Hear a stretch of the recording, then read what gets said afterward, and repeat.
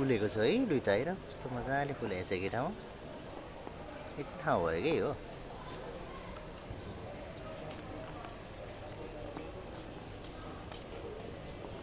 ल हेर dragon fruit फुलेको राति फुलेछ हेर्नै अलि मिलेन